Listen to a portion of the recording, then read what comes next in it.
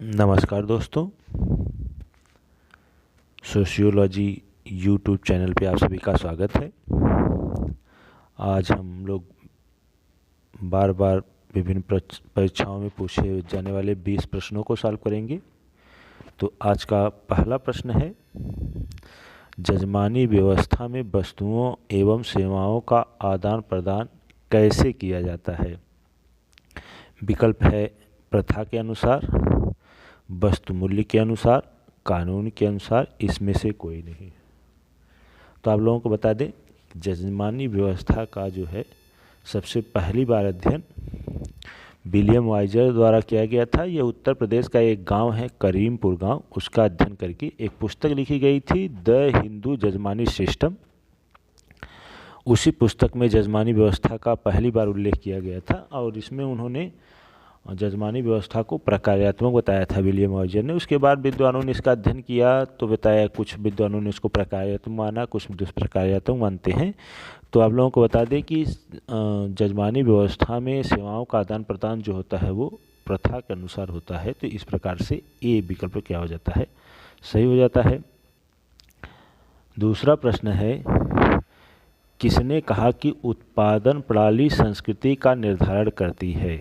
उत्पादन प्रणाली जो होती है संस्कृति का निर्धारण करती है, ये किसने कहा है? विकल्प में Hegel, Karl Marx, MacIver, Lundberg. तो इस में विकल्प सही हो जाएगा कार्ल मार्क्स, बी ऑप्शन सही है। देखिएगा, कार्ल मार्क्स क्या कहते हैं, समाज में दो प्रकार की संरचना देखने को मिलती है। एक संरचना होती है अधिसंरचना, एक होती है अधोसंरचना। अधोसंरचना जो होती है वो नींव का काम करती है, वह सभी अन्य संरचनाओं जो अधिसंरचना है उसको निर्धारित करने का काम करती है। और अधोसंरचना के अंतर्गत उन्होंने उत्पादन प्रणाली यानी आर्थिक व्यवस्था को रखा हुआ है। कार्ल मार्क्स आर्थिक व्यवस्था उत्पादन प्रणाली को महत्वपूर्ण मानते हैं और कहते हैं कि जैसे उत्पादन प्रणाली या आर्थिक व्यवस्था बदलती है, ऐसे ही समाज की अन्य व्यवस्थाएं भी बदलती रहती हैं। इसमें संस्कृति है, शिक्षा है, अन्य प्रकार के जो समाज की व्यवस्थाएं हैं, सभी व्यवस्थाएं उत्पादन प्रणाली पर निर्भर करती हैं और उत्पादन प्रणाली के बदलने से समाज की सभी व्यवस्थाएं क्या हो जाती हैं, बदल जाती हैं। अगला प्रश्न है, जनसाधारण के लिए धर्म अफीम है। ये कोटेशन है, बहुत महत्वपूर्ण कोटेशन है, बार बार परीक्षाओं में पूछा जाता है। विकल्प में है Hegel, Durkheim, Ghurye, Karl Marx. तो यह शब्द जो है पूंजीवाद के संदर्भ में कार्ल मार्क्स ने दिया था कि धर्म के माध्यम से क्या होता है कि गरीब व्यक्ति को या शोषित व्यक्ति को यह नहीं पता चलता कि हमारा शोषण हो रहा है, उसके विरुद्ध हम आवाज़ उठाएं। धर्म के नशे में वो चूर होता है व्यक्ति, मतलब कि धर्म जो कहता है उसको ही मान लेता है व्यक्ति। यदि धर्म ना होता तो व्यक्ति को अपना शोषण दिखता। धर्म यदि कह रहा है कि आपकी परिस्थिति के लिए आपने स्वयं इस तरीके से कुछ कर्म किए होंगे पिछले धर्म के, या भगवान के कृपा पात्र नहीं हैं आप, इसकी वजह से ये हो रहा है। तो इस प्रकार से धर्म की जो है नीतियाँ जो होती हैं व्यक्ति पे जब हावी हो जाती हैं, तो इसी को उन्होंने कहा जनसाधारण के धर्म जो है अफीम का काम करता है। अगला प्रश्न है, भूमिका द्वंद्व किसकी एक प्रमुख घटना है? भूमिका द्वंद्व किसकी एक प्रमुख घटना है? जनजातीय समाज, आदिम समाज, औद्योगिक समाज, कृषक समाज। तो इसमें आप लोग विकल्प में ही देख सकते हैं कि जनजातीय समाज, आदिम समाज और कृषक समाज लगभग मिलता जुलता समाज है। औद्योगिक समाज एक अलग समाज है। तो इसमें यही विकल्प सही हो जाएगा, सी। क्यों सही हो जाएगा? क्योंकि आदिम समाज, जनजातीय समाज और कृषक समाज में श्रम विभाजन बहुत कम देखने को मिलता है और व्यक्ति की बहुत कम भूमिकाएं हुआ करती हैं। एक व्यक्ति की एक दो चार भूमिकाएं हुआ करती हैं, लेकिन औद्योगिक समाज में व्यक्ति की एक से अधिक भूमिकाएं हुआ करती हैं और उनके बीच में सदैव एक भूमिका को दूसरी भूमिका से, भूमिका द्वंद्व का मतलब ये होता है कि व्यक्ति की दो अलग अलग भूमिकाओं के बीच में संघर्ष की किसको चुने, वह कौन सी भूमिका को पहले पूर्ति करे, कौन सी भूमिका का निर्वहन वो बाद में करे। तो इस प्रकार से भूमिका द्वंद्व औद्योगिक समाज में देखने को मिलता है। अगला प्रश्न है, कृषक समाज की तुलना में औद्योगिक समाज में मानकों के प्रति विश्वास क्या होता है, कम होता है या ज़्यादा होता है या समान होता है, साधारण। कृषक समाज में पूछा हुआ है, कृषक समाज की तुलना में औद्योगिक समाज में। तो आप लोगों को बता दें, मानक मूल्य या विश्वास जो परंपरागत होते हैं कृषक समाज में अधिक, परंपरागत समाज में अधिक देखने को मिलता है। जब समाज औद्योगिक हो जाता है तो उसमें जो है मानक मूल्य जो है कम हो जाते हैं, उसमें कानून की महत्ता बढ़ जाती है। तो इस प्रकार देखा जाए मानकों के प्रति विश्वास क्या हो जाता है, तो कम होता है। बी विकल्प क्या हो जाएगा, सही हो जाएगा। अगला प्रश्न है, द्वितीयक नातेदार है, निम्नलिखित में से कुछ संबंधियों के नाम लिखे हुए हैं, उसे पूछा है द्वितीयक नातेदार कौन है। भाई, चाचा, साला की पत्नी, भाई की साली। तो आप लोगों को बता दें, एक भारतीय विद्वान हुए जीपी मर्डॉक, उन्होंने नातेदारी की 3 श्रेणियां विभाजित की थी। प्राथमिक नातेदार, इसमें उन्होंने कुल 8 नातेदारों का उल्लेख किया है। द्वितीयक नातेदार जो है 33 नातेदारों का उल्लेख किया है, और तृतीयक नातेदार में 151 नातेदारों का उल्लेख किया हुआ है। तो प्राथमिक नातेदार वह नातेदार होते हैं जो आपसे डायरेक्ट जुड़े होते हैं, बीच में किसी अन्य संबंधियों से संपर्क नहीं होता, सीधा सीधा आपका संबंध उनसे होता है। जैसे आपका भाई, बहन, माता, पिता, उसके बाद पुत्र, पुत्री और पति और पत्नी, यह 8 संबंधी ऐसे हैं जो प्राथमिक होते हैं, जिससे आपका डायरेक्ट रिलेशन होता है, उसमें बीच में किसी और संबंधी नहीं होते। जैसे एक उदाहरण मैं बताऊंगा, चाचा, यहाँ इसमें विकल्प में भी दिया हुआ है। चाचा कौन होते हैं, आपके पिता के भाई। तो इसमें पिता आपके प्राथमिक हो गए, चाचा आपके क्या हो जाएंगे, द्वितीयक हो जाएंगे। तो इसमें द्वितीयक में जो है चाचा जो है सही हो जाएंगे, मतलब बी विकल्प हमारा क्या हो जाएगा, सही। भाई तो प्राथमिक नातेदार है, चाचा द्वितीयक नातेदार है। जैसे साला की पत्नी, अब साला कौन होता है, आपकी पत्नी जो है वो आपकी प्राथमिक नातेदार हैं। पत्नी का भाई जो होता है वो साला होता है, वो द्वितीयक नातेदार हो जाएगा, और साला की पत्नी क्या हो जाएगी, आपकी तृतीयक नातेदार। तो यह तृतीयक नातेदार का उदाहरण है। इधर डी ऑप्शन में जो है भाई की साली देखते हैं क्या है। जैसे भाई आपका क्या है, प्राथमिक नातेदार है। भाई की पत्नी जो होंगी, जो भाभी होती हैं, उन्हें आप क्या कहेंगे, द्वितीयक नातेदार, क्योंकि वह भाई की पत्नी है, इसकी वजह से आपकी भाभी हैं, तो वह द्वितीयक नातेदार में आएंगी। और भाभी की जो बहन है वो तृतीयक नातेदार में आएंगी, जिसे साली कहेंगे। तो भाई की साली क्या होगी, आपकी तृतीयक नातेदार। तो सी और डी ऑप्शन तृतीयक नातेदार का उदाहरण है, और बी ऑप्शन जो है द्वितीयक नातेदार का उदाहरण है, और ए जो है प्राथमिक नातेदार का उदाहरण। तो इस प्रकार से बी ऑप्शन सही हो जाएगा। अगला प्रश्न है, झूम खेती से तात्पर्य है। तो झूम खेती प्राचीन जनजातीय समाजों में देखने को मिलता था। मतलब कि जनजातियां जहाँ पे रहती थीं वहाँ के जंगलों को या झाड़ियों को काट करके उस ज़मीन को खेती योग्य बनाती थी, उस पे खेती करती थी, और जब वहाँ की उर्वरा शक्ति ख़त्म हो जाती थी तो वह कहीं दूसरी जगह जा कर के फिर खेत बना करके वहाँ पे खेती करते थे।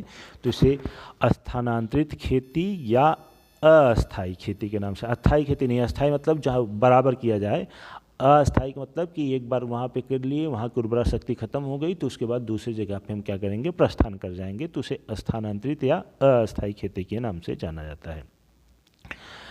अगला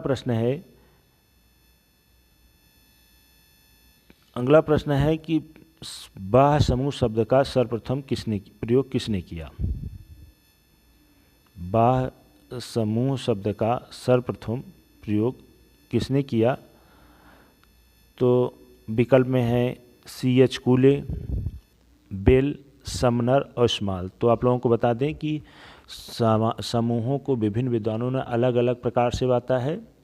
तो इसमें 2 विद्वानों का नाम है, जैसे समनर जो हैं इन्होंने अंतः समूह और बाह्य समूह में विभाजित किया हुआ है, अंतः समूह वह समूह जिसके हम सदस्य होते हैं, जिस समूह के हम सदस्य होते हैं उसे अंतः समूह के नाम से जाना जाता है। बाह्य समूह वह समूह होता है जिसके हम सदस्य नहीं होते हैं, इसे वे समूह के नाम से भी जाना जाता है। तो समनर ने अंतः समूह और बाह्य समूह में विभाजन किया है। अगर हम कूले की बात करें तो कूले ने भी समाज को समूह को दो भागों में विभाजित किया है। एक समूह वह प्राथमिक समूह और दूसरा समूह वह जिसे हम द्वितीयक समूह कहते हैं। अगर बेल और इस्माइल की बात करें तो इन्होंने सामाजिक समूह के विभाजन में कोई विशेष योगदान नहीं दिया है। अगला प्रश्न है, आदर्श शून्यता की अवधारणा का प्रतिपादन किया। आदर्श शून्यता की बात सर्वप्रथम किसने किया था? तो आदर्श शून्यता विकल्प में है Max weber, Parsons, Adolf length और इमाइल दुर्खिम। तो आदर्श शून्यता की बात सर्वप्रथम जो है इमाइल दुर्खिम करते हैं। इन्होंने बताया कि समाज में मानक मूल्यों का यदि सही से पालन नहीं किया जाएगा तो उसे हम क्या कहेंगे? आदर्श शून्यता।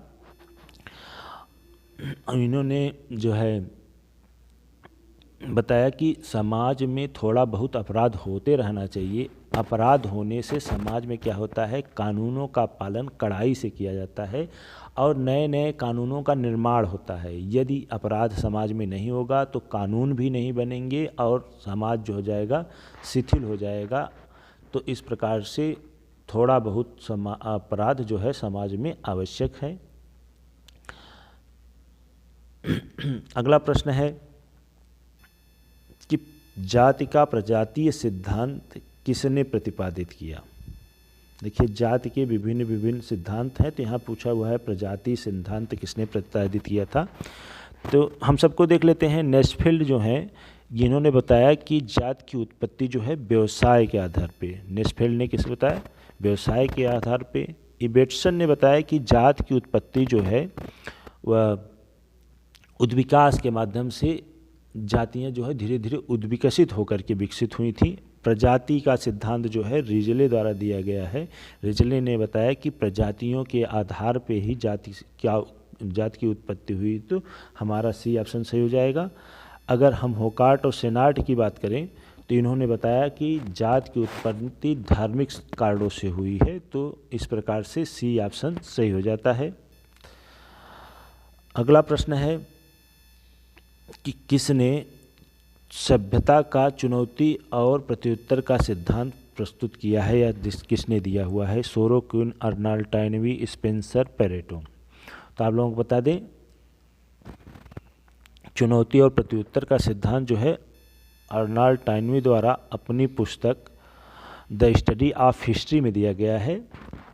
हिस्ट्री ऑफ हिस्ट्री में उन्होंने अध्ययन करके बताया 21 सभ्यताओं का अध्ययन किया है। या यह भी पूछा जाता है कभी कभी कि अर्नाल्ड टाइनवी ने कितनी सभ्यताओं का अध्ययन किया है? तो 21 सभ्यताओं का। इन्होंने सभ्यता के विकास और विनाश के बारे में इस पुस्तक में चर्चा किया हुआ है कि सभ्यताएं के सामने विभिन्न परिस्थितियों में क्या होता है? चुनौतियाँ आती हैं। ये चुनौती और प्रत्युत्तर का सिद्धांत मतलब ये होता है कि सभ्यताओं के सामने ढेर सारी चुनौतियां आती हैं और जो सभ्यता इस चुनौतियों का सामना कर लेती है वह बची रहती है। जो इन चुनौतियों का सामना नहीं कर पाती, प्रत्युत्तर नहीं दे पाती, वो नष्ट हो जाती हैं। उसकी जगह पे कोई दूसरी सभ्यता का उदय होता है। इस प्रकार से चुनौती और प्रत्युत्तर बराबर चलता रहता है प्रत्येक समय में। अगला प्रश्न है एशियन ड्रामा। एशियन ड्रामा पुस्तक के लेखक कौन हैं? किसने एशियन ड्रामा लिखा? बहुत महत्वपूर्ण पुस्तक है। अल्वा मिर्डाल, गुरनाल मिर्डाल, एडी रास, टीबी बोटोमोर। तो आप लोगों को बता दें, एशियन ड्रामा पुस्तक जो है वह गुरनाल मिर्डाल ने लिखा हुआ है। उन्होंने यह पुस्तक जो है 1968 ईस्वी में लिखा। इसमें उन्होंने एशिया के आधुनिक आदर्शों और परंपराओं के बीच में जो तनाव होता है उसका उन्होंने उल्लेख किया कि एशिया में इस प्रकार का ड्रामा चलता रहता है। आधुनिक आदर्शों को लेकर के और परंपराओं के बीच में हमेशा टकराव बना रहता है। तो इसी को उन्होंने क्या कहा? Asian drama. तो इसकी पुस्तक का नाम ही है एशियन ड्रामा और यह पुस्तक 1868 ईस्वी में आई थी। अगला प्रश्न है सांस्कृतिक विलंबना का सिद्धांत किसने दिया? सांस्कृतिक विलंबना का सिद्धांत किसने दिया है? तो आप लोगों को बता दें, विकल्प में है Max Weber, Emile Durkheim, Akbar Nimkoff, Pareto. तो इसमें हमारा सी ऑप्शन सही हो जाएगा। अकबर नीमकाफ ने इस प्रकार के सांस्कृतिक विलंबना का उदाहरण दिया हुआ है। होता क्या है इसके बारे में भी जान लेते हैं थोड़ा सा। संस्कृति को अकबर एवं नीमकाफ ने दो भागों में बांटा। एक वह संस्कृति होती है जो भौतिक संस्कृति होती है, दूसरी संस्कृति वह होती है जो अभौतिक संस्कृति है। भौतिक वस्तुएं और अभौतिक वस्तुएं भी कह सकते हैं इसको। तो इसमें होता क्या है कि भौतिक संस्कृति में तेजी से बदलाव आता है और अभौतिक संस्कृति में परिवर्तन धीमी गति से होता है, जिससे क्या है अभौतिक संस्कृति पीछे रह जाती है और भौतिक संस्कृति क्या होती है आगे निकल जाती है। इसी को अकबर नीमकाफ ने जो है सांस्कृतिक पिछड़ापन या सांस्कृतिक विलंबना के नाम से बताया है। अगर इसी जगह पे एक और अवधारणा आती है कि अभौतिक संस्कृति जो है पीछे रह जाए और भौतिक संस्कृति आगे निकल, सांस्कृतिक विलंबना सीधा इसके उल्टा कर दीजिए, भौतिक संस्कृति यदि पीछे रह जाए और अभौतिक संस्कृति आगे निकल जाती है तो इसको टेंडम विलंबना के नाम से जाना जाता है। यह मैक्स वेबर की अवधारणा है, दोनों ध्यान रखिएगा। सांस्कृतिक विलंबना अकबर नीमकाफ की अवधारणा है और टेंडम विलंबना की बात करें तो यह मैकआइवर एंड पेज की अवधारणा है। दोनों एक दूसरे के विपरीत हैं। अगला प्रश्न है, सामाजिक अनुसंधान का अंतिम चरण है। सामाजिक अनुसंधान का अंतिम चरण क्या है? तो आप लोगों को बता दें, अनुसंधान के चरण की अगर बात करें तो सबसे पहला चरण होता है शोध समस्या का निर्धारण। सबसे पहला काम होता है शोध में कि किस विषय पे हमको शोध कार्य करना है, इसका निर्धारण कीजिए। उसके बाद निर्धारित होने के बाद साहित्य की समीक्षा करनी है, साहित्य पुनरावलोकन करना है, तो ये दूसरा चरण है। तीसरे चरण में बात करेंगे तो परिकल्पना का निर्माण किया जाता है, परिकल्पनाएं बनाई जाती हैं। और चौथा चरण है तथ्यों का संकलन किस प्रकार से करना है, तथ्य संकलित करना भी इसके अंतर्गत आता है। फिर जब तथ्य संकलित हो जाते हैं उसका विश्लेषण किया जाता है और विश्लेषण करने के बाद जो निष्कर्ष निकलते हैं उसका प्रतिवेदन लिखा जाता है। तो शोध का अंतिम चरण जो होता है वह प्रतिवेदन लिखना होता है। तो इस प्रकार से सी ऑप्शन क्या हो जाता है, सही हो जाता है। अगला प्रश्न है, एक व्यवस्था से दूसरी व्यवस्था में सांस्कृतिक गुणों के हस्तांतरण को कहते हैं। एक संस्कृति की व्यवस्था में दूसरी संस्कृति के गुणों का हस्तांतरण को क्या कहा जाता है? संस्कृतिकरण, प्रसारण, परसंस्कृतिकरण, सात्मीकरण। तो एक संस्कृति से दूसरी संस्कृति में सांस्कृतिक गुणों के जाने को हम क्या कहते हैं? संस्कृति का प्रसारण के नाम से जाना जाता है। मतलब संस्कृति एक समाज से दूसरे समाज में प्रसारित होती है, फैलती जाती है। अब इसके बाद देखते हैं संस्कृतिकरण क्या होता है। तो संस्कृतिकरण की अवधारणा जो है हमारे एवं श्रीनिवास जी ने दिया था। इसमें क्या होता है कि जब निम्न जाति की व्यक्ति अपनी परिस्थिति को उच्च करने के लिए उच्च जातियों का अनुकरण करते हैं तो उसे श्रीनिवास ने संस्कृतिकरण कहा है कि एक जाति जब अपनी परिस्थितियों को ऊपर उठाने के लिए उच्च जातियों का क्या करती है? अनुकरण करती है। तो यह होता है संस्कृतिकरण। पर संस्कृतिकरण वह शब्द होता है कि जब हम दूसरी संस्कृति के तत्वों को अपनाते हैं। इसमें देखिएगा प्रसारण में क्या होता है, इसमें संस्कृति के गुण फैलते जाते हैं। पर संस्कृतिकरण में क्या होता है, हम दूसरी संस्कृति के तत्वों को अपनाते हैं। जैसे हम अपने पहनावे में विदेशी कल्चर को, खान पान में विदेशी कल्चर को अपनाते जा रहे हैं, तो इसे हम कहते हैं पर संस्कृति ग्रहण। सात्मीकरण जो होता है, एक संस्कृति दूसरे संस्कृति में क्या हो जाए? समाहित हो जाए, तो उसे हम सात्मीकरण के नाम से जानते हैं। अगला प्रश्न है, अगस्त काम्टे ने समाजशास्त्री विश्लेषण हेतु किन अवधारणाओं का प्रतिपादन किया है? तो समाज को परिभाषित करते हुए समाजशास्त्र की परिभाषा में काम्टे ने लिखा है कि समाज जो होता है सामाजिक स्थितिकी एवं सामाजिक गतिकी का विज्ञान है। यानी कि समाज की स्थितिकी और सामाजिक गतिकी का अध्ययन करने वाला विज्ञान क्या है, समाजशास्त्र। इस प्रकार से बी ऑप्शन क्या हो जाएगा, सही हो जाएगा। अगला प्रश्न है, समाजशास्त्र को एक वैज्ञानिक रूप में सबसे पहली बार किसने स्थापित किया। तो आप लोगों को बता दें कि समाजशास्त्र को वैज्ञानिक रूप से पहली बार अध्ययन करने वाले हमारे समाजशास्त्र के जनक अगस्त काम्टे महोदय हैं। इन्होंने ही समाज का वैज्ञानिक अध्ययन सबसे पहले सुझाया था। इन्होंने कहा कि समाज का अध्ययन प्रत्यक्ष रूप से करना चाहिए, तो इन्हें प्रत्यक्षवादी भी कहा जाता है। तो इस प्रकार से ए ऑप्शन सही हो जाता है इसमें। अगला प्रश्न है, लिंटन के अनुसार संस्कृति का लघुत्तम इकाई है। लिंटन ने संस्कृति की सबसे छोटी इकाई किसे माना है, तो इन्होंने सबसे छोटी इकाई को माना है तत्व या विश्लेषण। सबसे छोटी इकाई कई तत्वों को मिलने से फिर क्या बनता है, प्रतिमान बनता है, और प्रतिमानों के मिलने से क्या है, पूरी संस्कृति का निर्माण होता है। तो इस प्रकार से सी ऑप्शन सही हो जाएगा, सांस्कृतिक तत्व या विश्लेषक, जिसे इंग्लिश में कहा जाता है ट्रेंड्स। अगला प्रश्न है, भारतीय परिवार किस प्रकार का सामाजिक समूह है। भारतीय परिवार किस प्रकार का सामाजिक समूह है, तो द्वितीयक, जटिल, प्राथमिक, औपचारिक। तो आप लोगों को अभी मैंने ऊपर ही बताया कि समूहों को दो भागों में विभाजित किया है कूले ने, प्राथमिक समूह और द्वितीयक समूह। और प्राथमिक समूह की सबसे महत्वपूर्ण समूह जो है वह परिवार है। तो भारतीय परिवार जो है प्राथमिक समूह के अंतर्गत आता है। प्राथमिक समूह में परिवार, पड़ोस और मित्र मंडली को रखा है मैकैरन पेज ने। और प्राथमिक समूह और द्वितीयक समूहों का उल्लेख जो है कूले ने किया है। अगला प्रश्न है, प्रणाली तंत्री उपकरण के रूप में आदर्श प्रारूप को अंकित किया। आदर्श प्रारूप को किसने सबसे पहली बार उल्लेख किया है, तो आदर्श प्रारूप का उल्लेख सबसे पहली बार विकल्प में है R K. Merton, S F. Nadel, Radcliffe Brown, Max Weber. तो इसमें जो है मैक्स वेबर महोदय ने सबसे पहली बार आदर्श प्रारूप का उल्लेख किया हुआ है।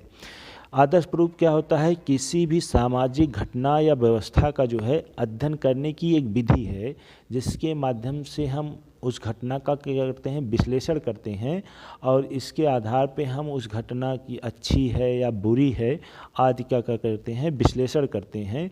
तो उसे हम क्या कहते हैं, आदर्श प्रारूप के नाम से जानते हैं। तो इस प्रकार 20 प्रश्नों की यह श्रृंखला ये पूर्ण होती है। धन्यवाद। हाँ दोस्तों, एक बात और करनी थी कि यदि आप लोगों को यह प्रश्नों की श्रृंखला अच्छी लगती हो तो लाइक और कमेंट ज़रूर करें। यदि हमारे चैनल को सब्सक्राइब नहीं किए हैं तो हम सब्सक्राइब करें। धन्यवाद। जय हिंद, जय भारत।